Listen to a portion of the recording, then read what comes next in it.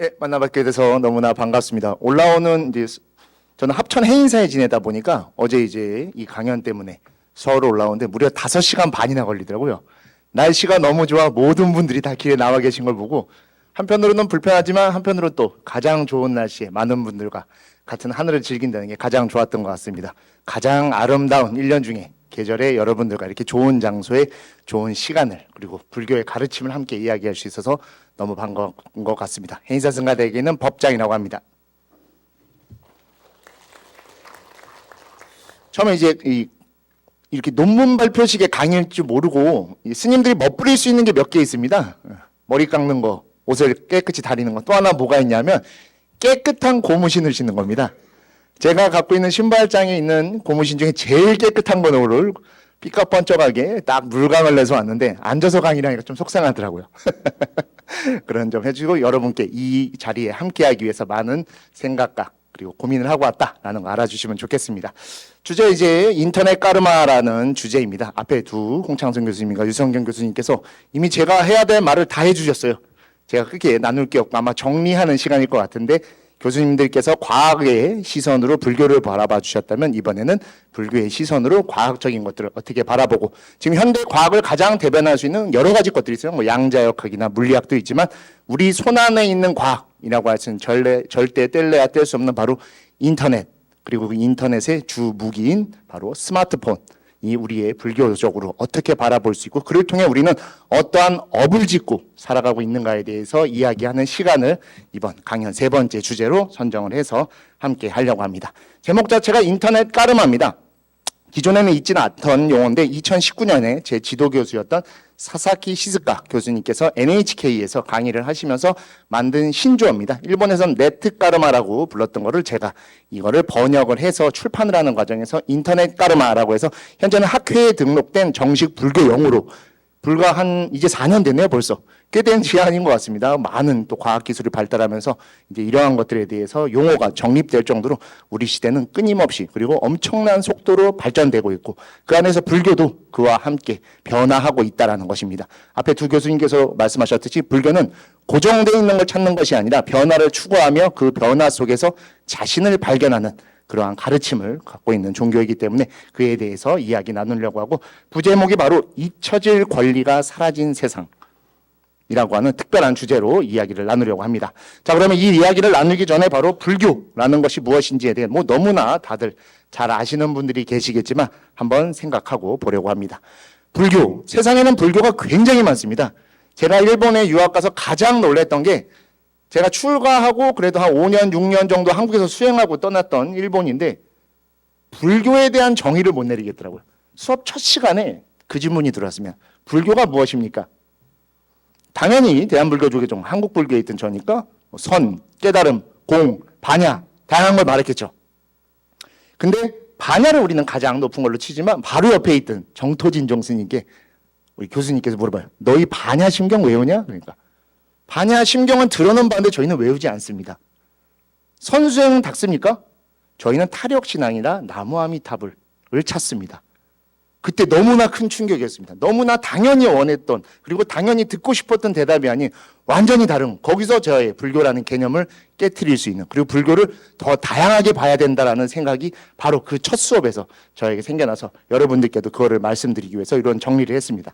불교의 정의는 다양하게 내릴 수 있습니다. 종파마다 다르고 경전마다 다르고 수행법마다 다르지만 정말 불교를 모르는 외국인 어디 뭐 저기 알라스카에 계신 분이나 아프리카 원주민이 너희 부디즘이라는 게 있는데 그럼 불교가 뭐야? What is Buddhism? 이라고 했을 때 정의할 수 있는 단 한 가지는 바로 불법승 삼보인 겁니다. 역사상 실존하셨던 서가모니 부처님과 그분이 우리 중생들을 위해서 말씀하신 가르침 그리고 그것을 믿고 따르고 그분과 같은 길을 걷겠다라고 서원을 세운 우리가 있는 승가 이 세 개가 있을 때 바로 불교가 이어져 갈 수 있고 불교라고 할 수 있는 것이고 우리 지금 여기서 이 시간에 가장 아름다운 날에 불교를 듣고 있고 고민하는 여러분이 승가이시기 때문에 지금도 불교가 이어지고 있고 앞으로도 불교가 이어질 것입니다. 그럼 그러한 불교인이 가져야 될 기본적인 교리가 무엇입니까? 라고 했을 때 가장 대표적인 게 바로 부처님이 말씀하신 4가지 진리 바로 고진멸도 라고 하는 사성제인 것이죠. 부처님이 노계화원에서 5제자에게 맨 처음 하셨던 설법, 바로 팔정도와 사성제. 그 내용이 바로 우리 삶의 진리이고 그 진리 속에 우리의 삶이 답이 들어있다라고 보는 것이죠. 집착하기 때문에 존재하지 않는 것이 있다라고 생각하고 불변한다라고 생각하는 그 집착 때문에 내가 고통스럽고 그것을 멸하지 못하기 때문에 그것을 추구해서 끝없는 윤회를 떨어져서 스스로를 괴롭히는 모습. 그래서 그거를 벗어날 수 있는 힘이 바로 팔정도, 바른 지견을 지녀 자신을 바라봐야 된다라는 것이죠. 자, 그렇다면 이러한 진리를 알았다면 이 진리에 다가가야 되는 가르침을 알아야 되죠. 그게 바로 3가지 마땅히 익혀야 할 것, 삼학, 개정해라고 불교에서는 정의하고 있습니다. 근데 이 학이 현장삼장 스님께서 번역하시는 과정에 배울 학자를 쓰다 보니까 3가지 배워야 될 것이라고 우리는 이해하고 있는데, 이 학자는 산스크리트어, 원래 최초의 언어로 시카라고 해서 습관과 같은 겁니다. 몸에 배어 있는 것이죠. 가장 쉽게 설명되는 건 문신같이 새겨지는 겁니다. 지웠다 하더라도 남아져 있고 몸에서 그냥 나와야 되는 것이죠. 그 3가지의 첫 번째가 바로 쉬라라고 해서 우리가 흔히 계율이라고 하는 그것입니다. 계율이 무엇입니까? 아까 계율에 대한 질문이 있어서 플로어에서 또 질문이 나오실 것 같은데, 계는 어렵지 않습니다. 계를 당연히 받아야 되는 건데 계가 어렵다라고 생각해서 계를 잘 안 받아요. 10월은 단풍의 계절이기도 하지만 불교적으로 볼 때 수계의 계절입니다. 25교구 모든 본사에서 수계식이 열리고 조그만 수말사에서도 다 수계식을 열죠. 가장 아름다운 날 가장 찬란하게 부처님의 제자가 돼보자 라고 해서 수계식을 여는 거죠. 그때 받는 게 바로 이 계입니다.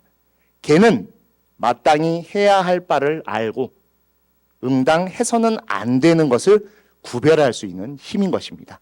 가장 인간답게 사는 것이죠. 그걸 우리 현대 언어로 그래서 도덕, 윤리라고도 표현해서, 최근에는 이 계라는 표현을 또 잘 안 쓰고 불교 윤리라고 하는 신조어를 써서 사용을 하는데, 불교에는 좀 더 아름다운 표현이 계와 유리, 이미 2600년 전부터 존재하고 있었던 것이죠. 마땅히 알아야 할 바와 그리고 해서는 안 되는 바를 철저히 지켜나간다고 하면 그러한 사람의 삶은 가장 인간다운 삶일 것이고 무엇을 해야 되는지 명확하게 아는 삶이죠. 그러한 삶을 우리는 선정에 들어있다, 집중된 삶이다 라고 해서 정의라고 표현하는 것이죠. 근데 우리 한국 불교, 동양 불교가 대부분 다 그렇습니다. 동아시아 불교는 수행이 너무 집중되어 있다 보니까 정을 먼저 들어가는 경우가 있죠. 정을 통해서 깨닫는 것도 불교는 인정을 합니다. 다만 그거를 우리는 연각, 벽지불이라고도 표현을 해서 3승으로 구분을 하고, 불교인의 틀에 들어오기 위해서는 불교인이 되어야 됩니다. 불교인이 될 수 있는 가장 첫 번째는 바로 수계식이고, 거기서 다 법명들을 받아서 그 법명에 맞게 살아가시는 것이죠. 그렇게 해서 가장 사람다운 삶을 살고 불교의 가르침에 이끌려서 사는 모습을 보면 그 모습을 보고 다른 사람들이 그 사람을 인정해 줍니다. 저 사람은 참 괜찮은 사람이야. 저 사람이야말로 정말 모범이 되는 사람인 것 같아. 그게 바로 지혜로운 모습, 3번째 해가 되는 것이죠. 수행의 4가지를 다시 또 분리해서 신해행증이라고도 우리가 표현을 합니다. 맨 마지막의 증은 이 해와 같은 것입니다. 지혜로운 삶은 자신이 나타내는 게 아니라 주변에서 인정해 주는 겁니다. 그래서 불교에서 그걸 증명이라고도 표현을 하는 것이고요. 나는 진짜 지혜로운 사람이야 라고 말하는 사람은 역설적으로 가장 지혜롭지 못한 사람이죠. 그냥 그렇게 행동하고 있으면 주변 사람들이 지혜로운 사람이라고 알아봐 주는 것이죠. 그리고 이 지혜는 반드시 행이 따라야 됩니다. 행이 따르지 않는 지혜는 지식인 것이죠. 머리로 하는 건 지식이고 가슴으로 하는 건 지혜라고 그래서 표현하는 것이죠. 그래서 법신인 비로자나 부처님 옆에도 가장 뛰어난 제자인 문수가 있지만 그거를 실천하는 보현보살이 함께하는 것과 같이 이 행이 함께 갖춰질 때 불교를 가꾸고 살아갈 수 있게 되는 것이죠. 자, 그렇다면 왜 이런 불교에 대한 믿음을 갖고 불교적 삶을 살아야 됩니까? 라고 하는 게 가장 불교의 근본적인 질문이고 대담인 것이죠. 그 이유는 바로 우리가 법대로 살기 위한 것입니다. 법대로 살지 않는 건 무엇입니까? 업대로 사는 것입니다. 정말 번역이 잘 됐어요. 이 볼 때마다 항상 감사한 게 법과 업이 한글 받침이 그 자음 하나 차이여갖고 너무 알기도 쉬워요. 산스크리트도 마찬가지입니다. 다르마, 담마. 빨리어도 똑같죠. 깜마, 담마. 표현이 완전히 똑같아요. 즉 법이라는 것은 업에 대응하기 위한 것입니다. 아까 잠깐 질문이 하나 있었어서 유성균 교수님께서 저에게 토스해 주셨는데 우리는 업대로 살지 않기 위해서 법을 닦는 겁니다. 법대로 산다는 것은 업을 컨트롤하는 것이고 업대로 산다는 것은 업에 끌려 사는 것이죠. 내 삶이 없는 것이죠. 내 삶이라고 표현할 수 있는 게 무엇일까요? 주체적인 삶인 것이죠. 무언가의 핑계를 대거나 무언가의 조건에 갖춰 사는 게 아니라 내가 조건을 만들고 내가 나아가는 걸음으로 사는 게 바로 법으로 사는 것이죠. 자, 그럼 이 법이라는 것이 무엇인지에 대해 한번 같이 생각해 보겠습니다. 앞에 두 교수님께서 이미 답을 다 주셔서 이게 원래 퀴즈를 내려고 했었는데 다 알려지게 됐어요. 불교에는 법이 굉장히 많습니다. 저는 부처님 법을 닦습니다. 법을 좀 익히려고요. 법에 깨달으려고 합니다. 수많은 법이 있어요. 경전이 84,000개나 해인사에 있다 보니까 법도 84,000개로 표현됩니다. 근데 가장 근본적인 법은 단 하나밖에 없습니다. 부처님이 깨달으셨다라고 하는 그 법. 우리 초기 경전인 우다나와 율장 대품에서 부처님이 이걸로 깨달으셨습니다라고 명확하게 표현되는 법이 단 한 가지가 있습니다. 뭐겠습니까? 인과법입니다. 바로 그래서 이 법이란 인과법으로 표현되는 것이고 아까 유성경 교수님께서 말씀하셨듯이 이것이 있으면 저것이 있고 이것이 생기면 저것이 생긴다. 또 역설적으로 이것이 없으면 저것도 없고 이것이 사라지면 저것도 사라지는 것이죠. 우리는 모든 순간을 바로 인과적으로 살아가게 됩니다. 여러분이 계시기 때문에 제가 있는 겁니다. 그리고 이 강연이 있기 때문에 지금 우리가 있는 것이고 이 시간이 없었다라고 하면 우리의 인연도 없었을 것이고 여러분은 그냥 그렇게 저를 또 모르는 존재로 살아가실 겁니다. 홍창성 교수님과 유성경 교수님은 저희랑 좀 인연이 되게 깊습니다. 인연이 깊다고 말하죠. 함께 했다라는 게 길어진 겁니다. 그래서 알아가게 되는 것이고 여러분들도 그렇게 또 주변을 함께 살아가고 있는 것이죠. 인과는 그래서 바로 삶을 대변하는 것입니다. 그 삶을 바로 아까 답을 다 말씀해 주셔서 너무 깜짝 놀랐어요. 이 생명과학 철학적으로 다 불교적으로 맞아떨어서 불교에서 삶은 바로 이 관계성입니다. 존재에 의한 삶이 아니라 삶에 의한 존재를 말하는 게 불교인 겁니다. 내가 이러한 존재이기 때문에 이러한 삶을 살아 라는 것은 결정론이죠. 내가 그러한 삶을 살기 때문에 이러한 존재로 살아가는 겁니다. 제가 언제부터 법장이었을까요? 여러분은 저를 법장으로 아시겠죠? 제가 올해로 출가한 지 20년입니다. 23년 전, 24년 전에 저를 알았던 사람은 지금의 저를 보면 당연히 속갓대 모습, 속명을 보고 저를 판단하고 있겠죠. 하지만 여러분은 지금 저의 모습을 이러한 관계를 통해 바라봐주고 계신 것이죠. 그렇게 해서 그러한 원인이 여러분들에게 법장이라는 결과로 이어지게 되는 것이고 여러분들은 저에 대해서 법장이라는 모습으로 또 다른 무언가의 기대를 가지실 겁니다. 결과는 그래서 결과가 아닙니다. 표현이 결과라고 돼서 마치 영어로 리절트, 뭔가가 나온 것 같은 느낌이지만 불교에서 결과는 또 다른 원인의 시작인 겁니다. 그래서 끊임없이 인과가 이어지는 것이죠. 아까 다른 종교에 대해서도 잠깐 이야기가 나왔었는데 저는 원래 무신론자, 그러니까 뭐 종교가 없던 사람이었습니다. 제가 25세 출가를 했는데 25살 청년, 대한민국 청년이 종교에 깊은 관심을 거의 갖고 있지 않죠. 근데 인간의 삶, 뭐 저의 앞으로의 삶에 대해서 고민하다가 불교를 만나서 하게 됐는데 뭐 유튜브에 보면 저의 뭐 출가 이야기도 있지만 원래 다른 종교를 저는 선택하려고 했었어요. 그냥 옷이 멋있어서. 이 신부님들 옷이 멋있지 않습니까? 그랬었는데 거기서 신학대학을 다시 가야 된다라고 해서 그거는 안 된다. 남자 인생에 군대 2번과 대학 2번은 안 된다라는 생각을 하다가 어찌어찌하다 법정 스님과 깊은 인연이 돼서 출가의 인연까지 오게 됐는데 그렇게 해서 불교를 조금씩 공부하다 보니까 너무 큰 매력을 느낀 게 무엇이냐면 제가 그때는 불교를 잘 몰랐을 때죠. 불교에 신이 없다라는 것에 가장 깊은 감사함을 느꼈습니다. 신이 있다라고 하면 인간은 가엾어집니다. 절대로 다가갈 수 없고 그 영역은 우리랑은 별개의 세상이기 때문이죠. 그래서 다른 종교의 성전, 우리 성경이라고도 표현하고 가장 중요한 책에는 맨 첫 번째 등장하는 장면은 똑같습니다. 바로 신이 이 세상을 만들고 우리를 창조합니다. 그래서 구약성서 제1장 1절의 제목이 뭐죠? 창세기죠. 영어로 제네시스. 그래서 스님들은 제네시스 타시면 안 된다고 제가 항상 구약 성서 품에서 떠나가게 된다고, 그 땅에 태어나게 된다고 제가 농담삼아 이야기하는데, 바로 불교에는 제네시스가 없습니다. 어떤 경전에도 등장하지 않습니다. 태초, 창세기라는 게 등장하지 않죠. 근데 경전에도 그런 게 등장은 합니다. 비스무리하게. 근데 불교는 완전히 다른 표현으로 등장하는데, 불교에서 태초를 뭐라고 표현하는지 혹시 아십니까? 무시이래라고 표현합니다. 끝없는 시작이래. 즉 우리가 존재한다는 건 관계, 인과의 연속이기 때문에 그 끝을 계속 거슬러 가도 과인으로밖에 존재하지 않는다는 것이고, 우리가 지금 여기 있다는 게 과거를 증명하는 것이고 미래를 기대하는 모습이기 때문에 시작을 절대로 둘 수 없다는 것이죠. 그래서 바로 관계성의 삶을 그렇게 살아가게 된다는 것이죠. 그리고 그 관계성에는 불교의 답이 있습니다. 인과에는 답이 좀 있어야 돼요. 안 그러면 우리의 삶이 막 살겠죠. 카오스에 빠지는 겁니다. 그냥 인과만 있는 것이고, 법칙은 정확합니다. 선인 락과 악인 고가라는 법칙이 정해져 있습니다. 과거에 산스크리트 어법 능력이 뛰어나지 않았을 때는 선인 성과, 악인 악과라고도 번역을 했었는데, 지금은 선인 락과 악인 고가라고 표현을 하죠. 선한 원인을 쌓으면 즐거운 결과가 오고, 악한 원인을 쌓으면 고통스러운 결과가 온다는 거죠. 그래서 여기에 또 하나 포인트가 뭐냐면, 나는 선악을 결정할 힘이 없다라는 겁니다.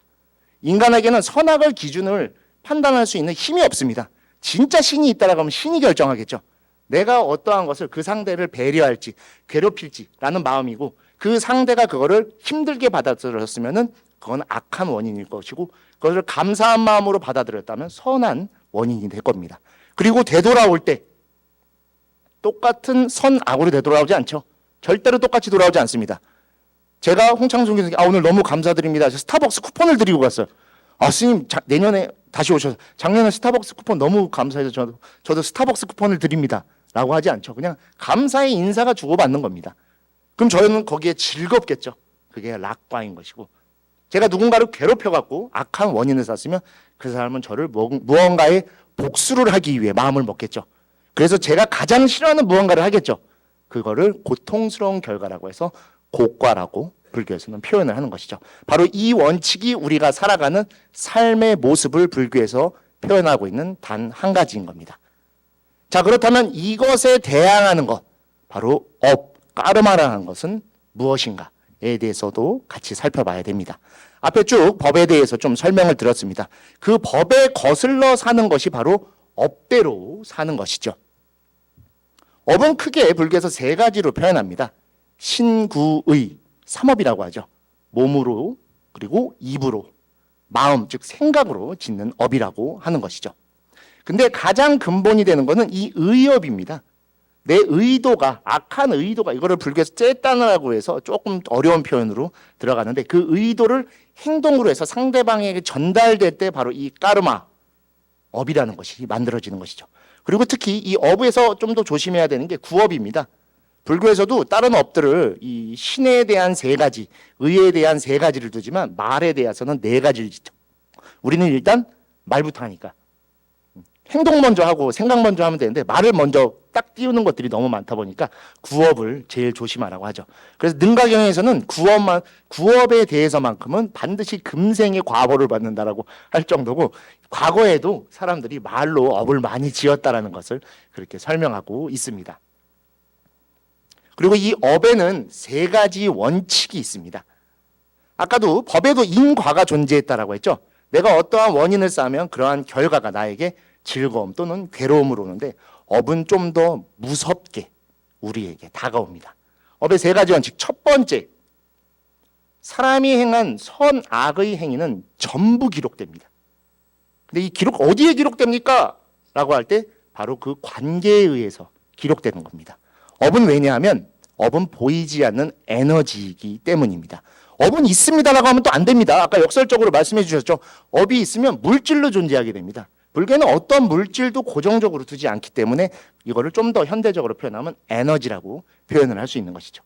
그리고 두 번째 원칙은, 그렇게 해서 기록된 업의 행위는 업이라는 에너지가 돼서 언젠가 반드시 본인에게 그 결과를 가져옵니다. 이 색깔이 들어있는 부분은 우리는 한자로 자업자득이라고 표현하는 가장 핵심적 요소 중에 하나죠.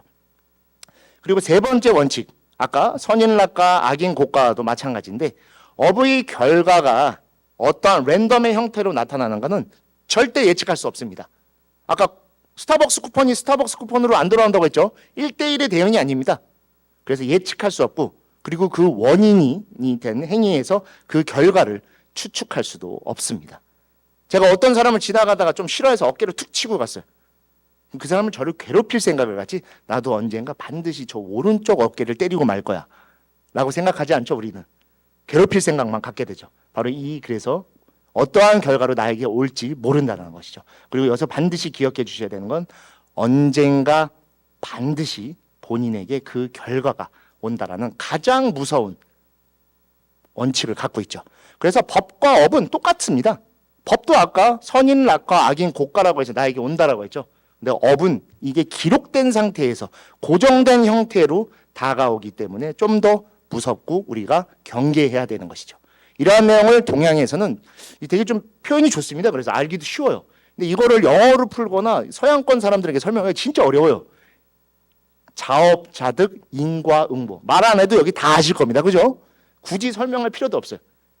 근데 우리가 동양적, 특히 도교적인, 유교적인 가르침이 되게 깊게 우리의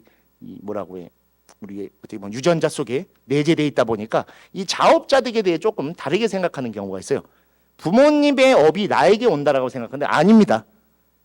우리는 그렇게 생을 받지만 노병사는 완전히 다르게 오는 겁니다. 내가 어떻게 생활하고 무엇을 배우고 어떻게 내 삶을 꾸려나가냐에 따라 다르기 때문에 내 삶에 대한 것이 부모로부터 전해진다라는 건 태어나는 것밖에 없습니다. 근데 불교적으로 볼 땐 그 태어나는 것도 본인이 선택해요.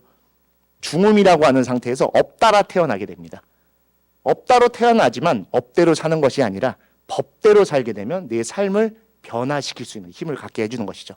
그래서 요새 막 금수저 흑수저 논란이 많았었는데 제가 지금 동국대학교의 겸임교수로 경주 캠퍼스에서 학생들도 가르치는데 금수저 흑수저가 한참 유행일 때 부모 탓하지 말라고 네 업대로 사는 거라고 너가 공부 안 해서 그러는 거고 너가 공부 잘하면 너가 장학금 받는다고 부모님은 그냥 너를 태어나게 해주신 업 때문에 고생하고 있는 건데 너가 그 과보라고 지금 부모의 업을 덜어주려면 너가 열심히 살아야 된다고 그래야 너도 좋아지고 너가 부모님한테도 잘해드리게 되는 거라고 우리는 그렇게 이어져 있는 것이지 무언가 그거를 당연한 의무같이 절대로 생각해서는 안 된다라고 표현을 하고 있습니다. 그리고 그러한 결과로 업에 의해서 생겨나는 게 불교에서 좀 무서운 표현이 있죠. 바로 육도윤회라고 해서 좋기만 하면 되는데 악한 게 먼저 나옵니다. 사막도, 지옥, 악이, 축생. 너무나 잘 아시죠? 말씀 안 드려도 됩니다. 근데 조금 더 좋은 업을 쌓으면 삼선도, 아수라, 인간, 천으로 태어나죠. 근데 여기에 사막도는 당연히 우리가 업에 대한 이미지 때문에 악업을 쌓는다라고 생각해서 부정적인 걸로 생각하겠지만 업에는 두 가지가 있습니다. 정확하게는 세 가지죠. 대부분 업은 우리가 부정적으로 많이 보시는데 그래서 악업이라고 표현하는데 업에는 선업이라는 것도 있습니다. 여러분들이 좋은 일을 해서 그거를 기억하거나 남기시면은 고스란히 선업이 됩니다. 선업이 되면은 뭐가 될까요? 삼선도에 태어나는 겁니다. 아수라 인천으로. 다음 생에 진짜 나도 한번 부잣집에 태어나보고 싶어. 그러면은 금생에 보시를 많이 하시고 주변 사람들을 많이 도우십시오. 그러면 그게 완벽한 선업이 돼서 다음 생에 부자로 태어나게 해드릴 겁니다. 근데 불교는 그런 걸 추구하는 종교가 아니죠. 그리고 불교에서 생천이라고도 표현합니다. 생천을 바라는 사람에게 부처님도 생천의 법문을 하시지만 그렇게 해서 생천으로 불교에 입문시킨 다음에 궁극적으로는 해탈을 목표로 수행하게 해드립니다. 윤회는 결국엔 또 다른 윤회를 불러옵니다. 왜? 윤회에서의 삶은 또 다른 업을 짓기 때문이죠. 업으로부터 벗어나고 업을 짓지 않게 하기 위한 것이 바로 불교의 가장 핵심적인 것이죠. 불교는 인도 종교 중에서도 인도에서 태어난 종교다 보니까 절대로 이 쌈사라 윤회를 부정할 수 없었습니다.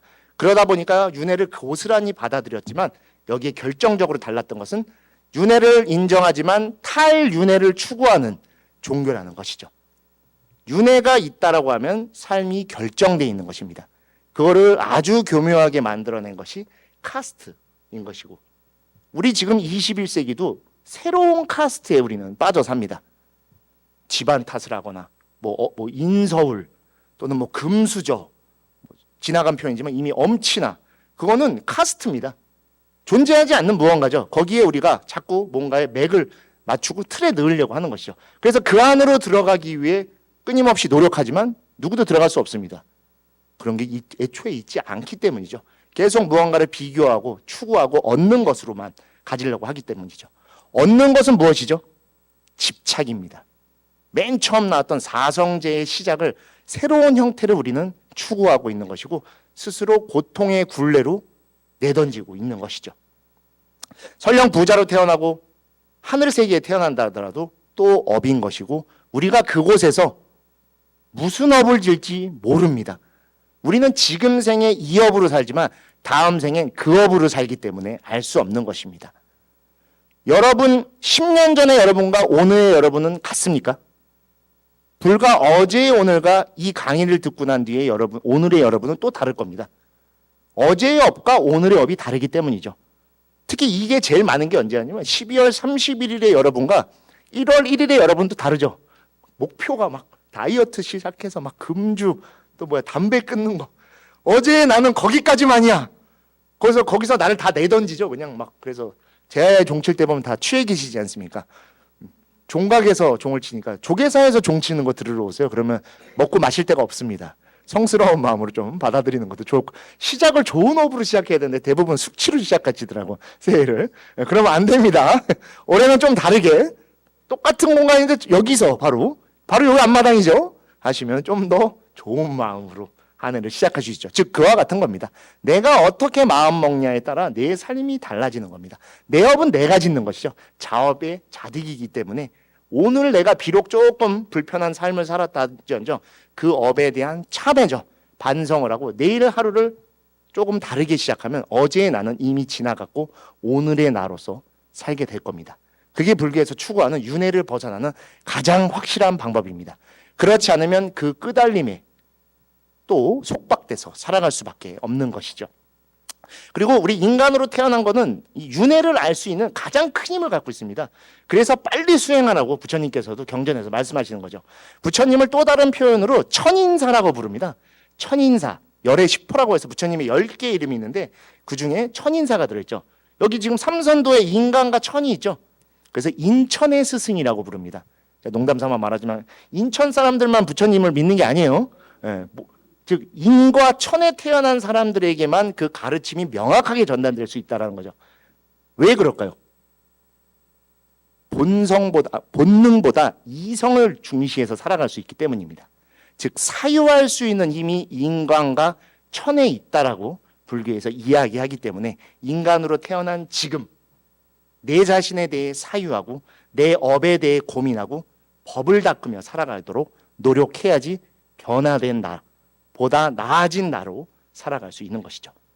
근데 이러한 것들을 이제 새로운 세대가 되죠. 새로운 시대 그리고 새로운 시절 인연이 도래하면서 보다 편리하고 빠르게 알아가게 되었죠. 지금 여기 강연장에 와 계신 분들도 계시지만 많은 분들이 유튜브를 통해서 이 화면으로 이 강의도 보고 계실 겁니다. 우리는 현실을 살면서 또 다른 현실을 살아가는 세상이 펼쳐지게 되었습니다. 무엇의 힘 때문에? 바로 인터넷의 힘에 의해 그 편리를 손에 넣게 되었습니다. 제가 출가하기 막 시작했을 때만 해도 스마트폰이라는 게 세상에 없었습니다.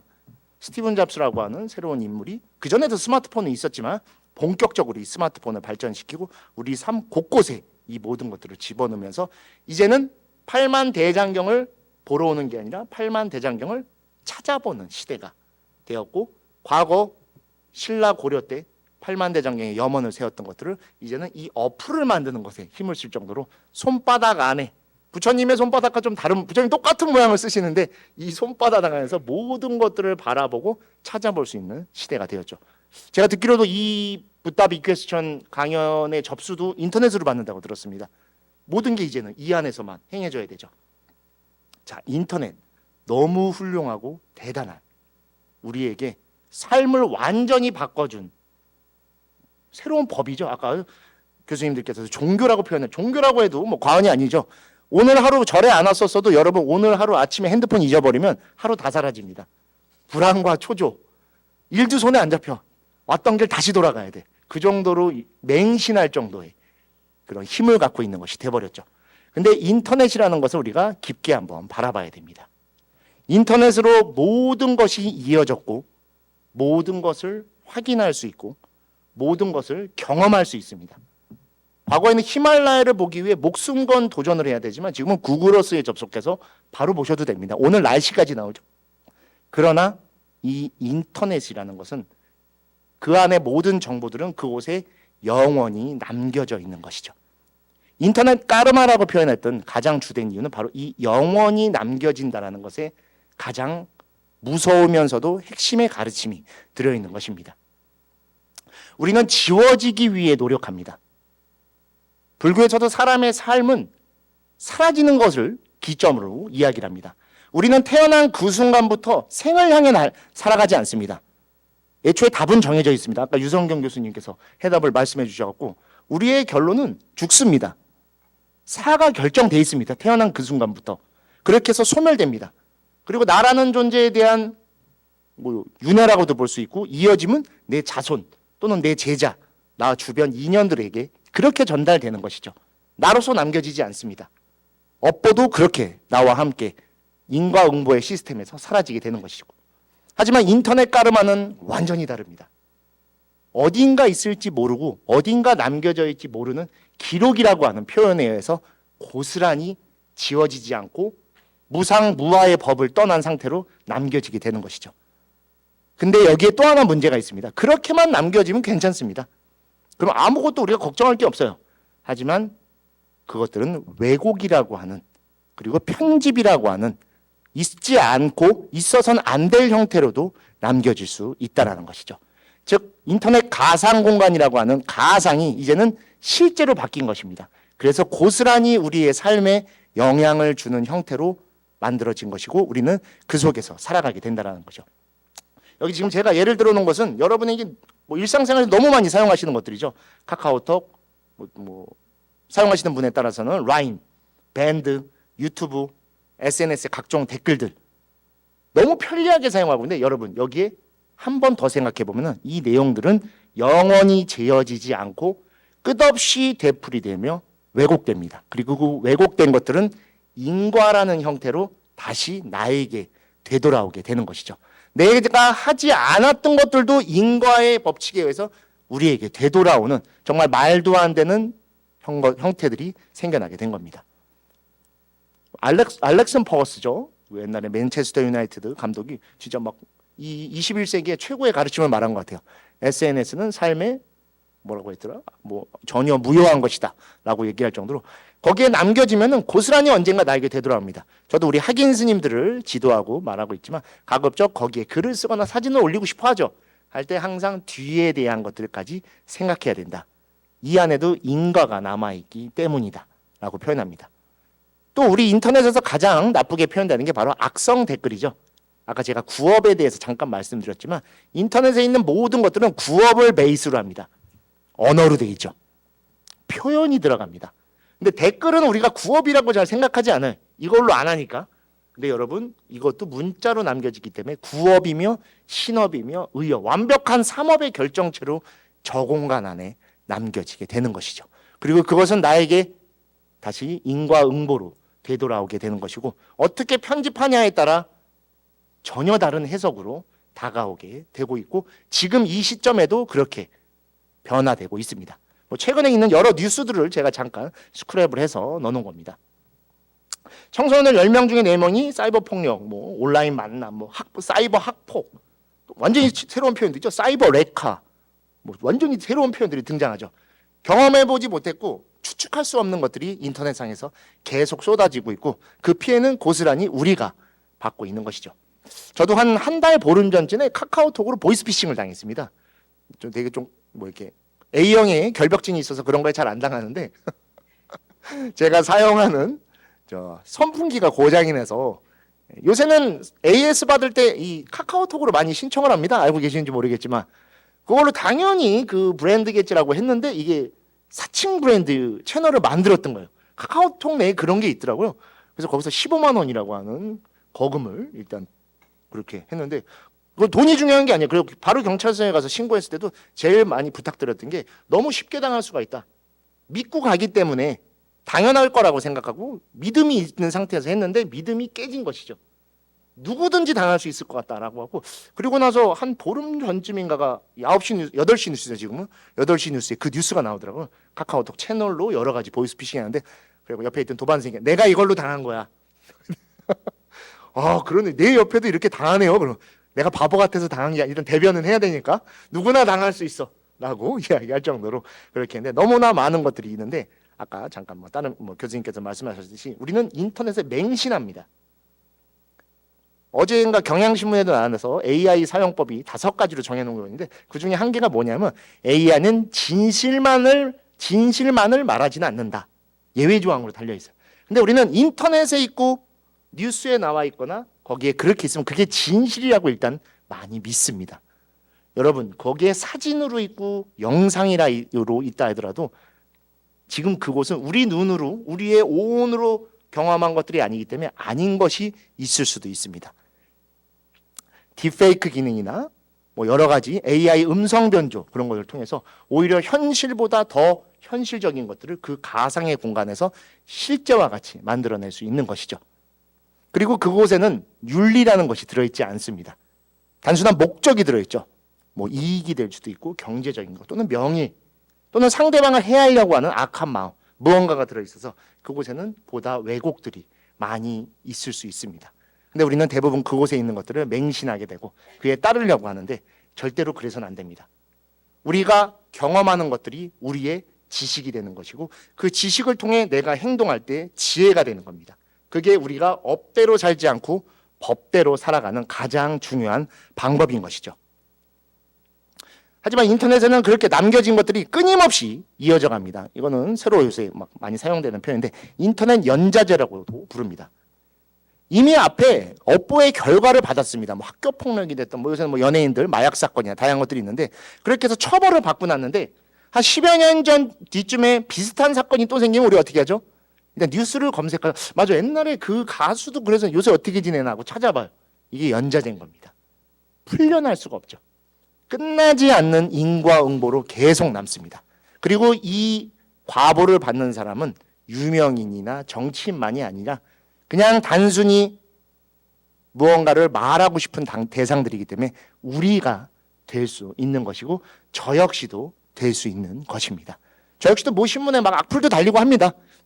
아무래도 스님이라고 하는 위치가 있고 또 해인사라고 하는 한국을 대표하는 사찰이 있다 보니까 여러 그렇게 포장된 형태로 많이 바라보는 경우도 있어요. 그걸 우리는 관념이라고 하죠. 고정관념이라고 해서 해인사, 이런 스님, 수행하는 스님. 근데 저는 교화를 주로 하는 학자다 보니까 그런 부분도 다르고, 또 동국대학교에 있다 보니까 그에 따른 의무나 다양한 것들이 따라오지만 또 그에 따른 책임도 가게 되는 것이죠. 여기 계신 누구라도 그 대상이 될 수 있는 게 바로 인터넷 세상의 모습이고, 그것은 잊혀지지 않고 영원히 남겨지게 되는 것이죠.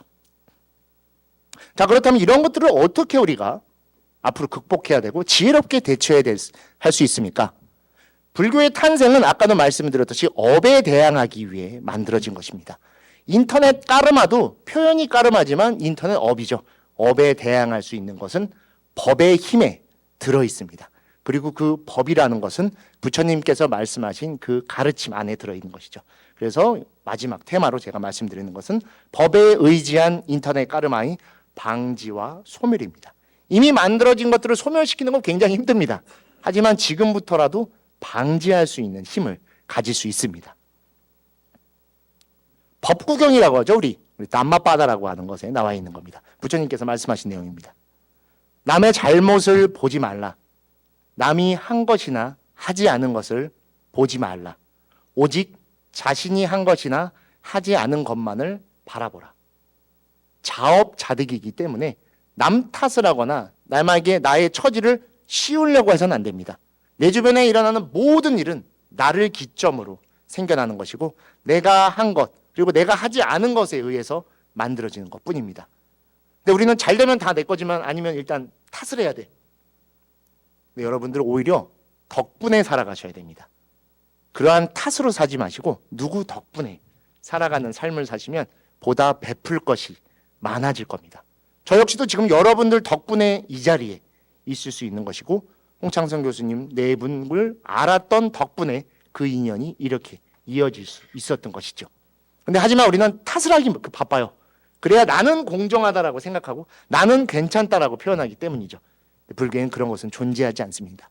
어떠한 일이 생겼을지언정 그 일이 생긴 이유는 내가 거기에 그렇게 인연되어 있었기 때문인 것이지요. 비슷한 내용입니다. 스스로 악을 행하면 자기에 의해서 자신이 더러워진다. 스스로 악을 행하지 않으면 자기에 의해 깨끗해진다. 깨끗함이나 더러움은 자기 자신에게 달렸다. 누구도 다른 사람을 깨끗하게 할 수 없다. 부처님조차도 이렇게 말씀하신 겁니다. 내가 청정해지고 내가 바르고 내가 떳떳하고 또는 나답게 살고 싶으면 내가 나로서 살아가기 위한 노력을 해야 됩니다. 누군가를 탓하고 누군가를 원망하고 누군가의 덕을 보려고 하면 안 됩니다. 그래서 제가 금수저 이야기하는 학생들도 끝까지 한번 다 찾아가 봤어요. 너가 금수저라며? 했더니 아닙니다. 제가 더 금수저입니다. 그리고 너가 더 금수저라며? 아니요. 저 학생이 더 금수저입니다. 무슨 학과? 다 찾아가 봤더니 끝에는 없어요. 그냥 자신의 그 처지를 원망하기 위해 뭔가가 필요하니까 더 높은 무언가를 설정하는 것뿐이에요. 그냥 우리는 우리로 살아가는 겁니다. 우리는 이미 우리로서 완벽합니다. 우리로서 존귀하고 우리로서 충분히 대단합니다. 근데 계속 비교하려고 하고 사회적 틀에 나를 넣어야지 맞다라고 생각되는데 그렇지 않습니다. 우리는 우리 업대로 살고 있어요. 그 업이 우리를 보여주고 있고 다만 그 업을 이제부터 벗어나기 위해서는 법대로 살기 위한 노력을 하면 변화될 겁니다. 그렇지 않고 원망하고 살아간다면 다시 더 깊게 업대로 살아가시게 될 겁니다. 비슷한 얘기죠. 스스로 자신을 경책하라. 스스로 자신을 성찬하라.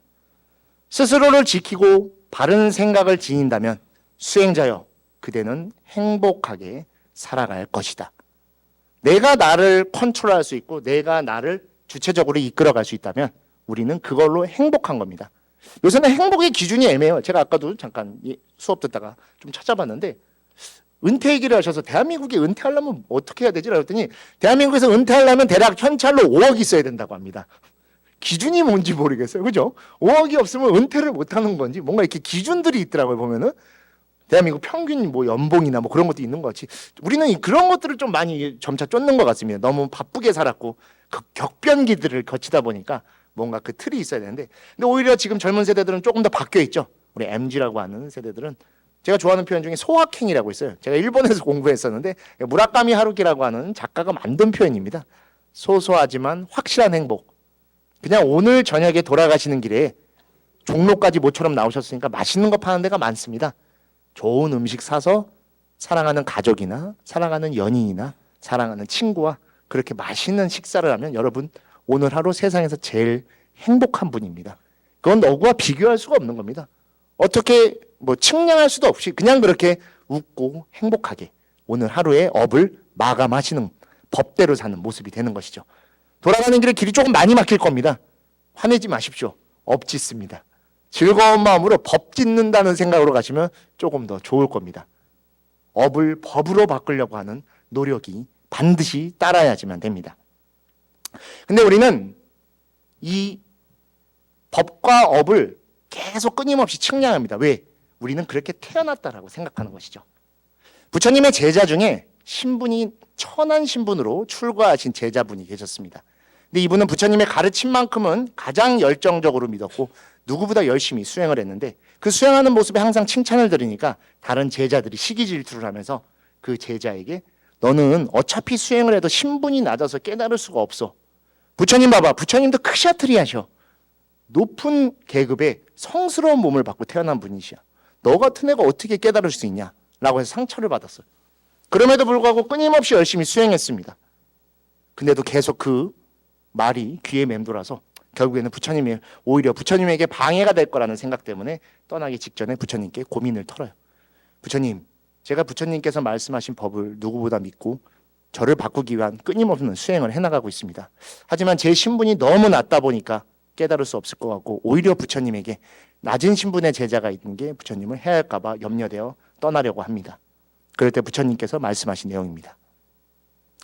태어남에 의해 천한 사람이 되는 것이 아니다. 태어남에 의해 깨달은 바라문이 되는 것이 아니다. 지금 너의 그 행위에 의해 천한 사람이 되고 행위에 의해 바라문이 된다. 이건 법정 스님의 번역입니다. 원래 번역은 생에 의해 천한 사람이 되는 것이 아니고 행에 의해 천한 사람이 되는 것이 아니다. 그래서 생과 행으로 구분되어 있습니다. 우린 지나치게 생에 의지하고 있습니다. 여러분, 생은 결정되어 있는 겁니다. 행은 변화하는 것입니다. 아까 수행이라고 표현을 홍창동 교수님께서 말씀하셨는데 우리는 행을 닦는 사람들입니다. 마음이 중시되어 있지만 불교는 수행입니다. 수심이 아니죠.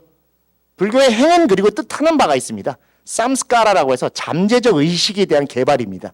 아직 나와 있지 않은 것을 닦는 겁니다. 여러분들이 지금 해온 그 무언가도 표면적으로 드러나 있는 것이지 그 안에 무엇이 들어있고 어떻게 변화하는지는 누구도 알 수 없습니다. 여러분이 지금 그 행을 어떻게 닦냐에 따라 수행이 될 것이고 그 수행이 나를 변화시키는 힘이 되어줄 것입니다. 영화 중에 리틀 붓다라고 있습니다. 혹시 보시는 분 계신지 모르겠지만 진짜 명작입니다. 오늘이 일요일이죠. 옛날엔 주말의 명화라고 있었었는데 일요일에 오늘 저녁에 가서 한번 보셔도 진짜 재밌을 겁니다. 거기에 부처님이 고행을 포기하고 설산에서 내려와서 이 네란자라 관과에서 목욕을 하시는 장면이 등장합니다. 그때 5 비구가 나타나서 부처님께 이제 험담을 하고 떠나려고 합니다. 그럴 때 부처님께서 그 영어로 표현되어 있는 거예요. 고행이 수행이 아니다. 고정되어 있는 걸 쫓는 것이 수행이 아니다. 법은 change, 변하다라고 그 영어의 번역에 그렇게 등장을 합니다. 그렇게 해서 마지막에 파순을 만나고 극복하시는 장면이 나오는데 파순을 등장하는 장면이 제가 여러 불교 경전을 보고 공부를 했었을 때도 그 리틀 붓다만큼 잘 표현되어 있는 게 없어요. 앞에 물웅덩이가 고여져 있고 햇살이 떠오를 때 부처님이 비춰진 모습에서 파순이 똑같은 형태로 일어나서 부처님과 마주 봅니다. 그리고 부처님께서 그 마왕 파순을 표현하시는 단어가 있습니다. 데빌이나 마라, 파순이라고 부르지 않고 아키텍처, 건축, 집을 짓는 자라고 표현이 되어 있죠. 영어로 파순을 표현할 때 아키텍처라고 합니다. 건축, 갖춰진 형태라고 하는 것이죠. 왜? 우리는 갖춰진 것에 의지하고 갖춰진 것을 추구하기 때문이죠. 불교에 갖춰진 것은 존재하지 않습니다. 갖춰져 있기 때문에 떠나는 걸 무서워합니다. 그래서 변화를 두려워하는 것이죠. 과감하게 그것을 포기하시고 마왕 파순으로부터 벗어나십니다. 파순은 다른 곳에 있지 않습니다, 여러분. 바로 지금 내 모습에 타협하려고 하는 내 모습입니다. 타협하지 마십시오. 그리고 당연하게 생각하지 마십시오. 우리의 삶에 타협될 것과 당연한 것은 없습니다. 어차피 우리는 다 죽습니다. 답은 정해져 있어요. 그 답 속에서 우리는 스스로를 발견하고 스스로가 가장 원하는 행복한 삶을 살아야 됩니다. 5억이 은퇴 자금이라 하더라도 5억이 없어도 행복하게 살 수 있습니다. 난 5억이 없는데 근데 어떻게 행복하게 사는데 전 진짜 고민됩니다 하면 저한테 오십시오. 불교에는 은퇴 출가라는 것도 있습니다. 너무 좋아요. 수행만 잘해도 많은 보시로서 공양도 주시고 오늘 저같이 삐까뻔쩍한 고무신도 신으실 수 있고 적어도 좀 더 여유롭게 자신을 발견할 수 있는 시간을 즐길 수 있습니다. 수행자가 된다는 건 시간을 즐길 수 있는 사람입니다. 요새 가장 부자는 시간을 가진 사람이죠. 설사 돈이 엄청 많다 하더라도 돈 쓸 시간이 없으면 돈 없는 겁니다, 여러분. 시간 있는 것만큼 여유로운 게 없죠. 그래서 템플스테이의 테마가 힐링이죠. 시간을 보내러 오는 겁니다. 여러분, 지금 가장 아름다운 시간을 보낼 시기입니다. 모든 것이 다 아름답고 하늘이 높고 울긋불긋한 단풍들이 우리를 맞이하고 있습니다.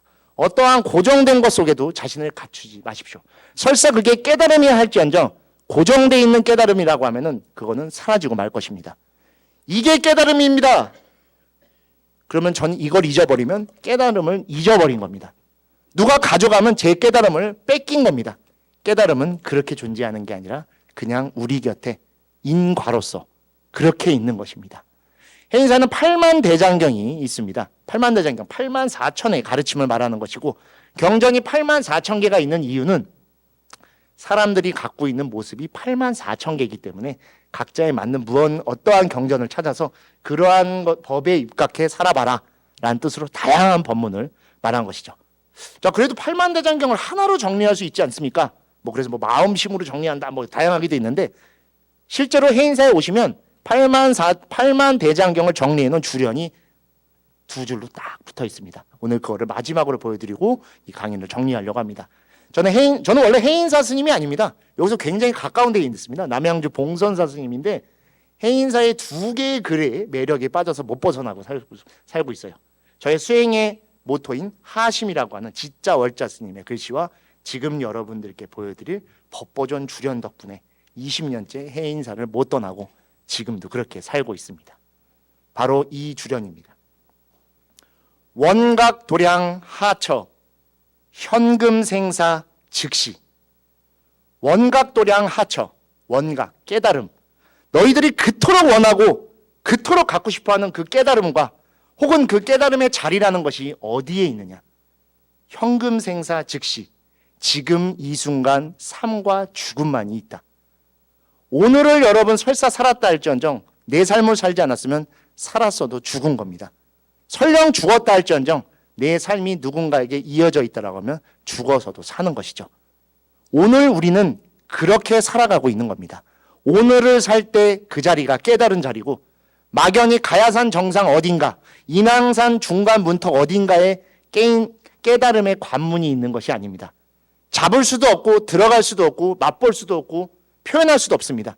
그냥 사는 그 자체가 깨달음이고 그 속의 깨달음이 여러분들의 행복일 것입니다. 내가 행복할 때 세상이 행복하듯 내가 부처일 때 내 옆에 있는 사람이 관세음보살이고 부처인 것을 바로 알아볼 수 있게 될 것입니다.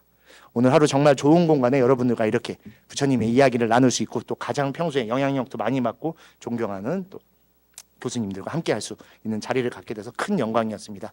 정말 좋은 계절입니다.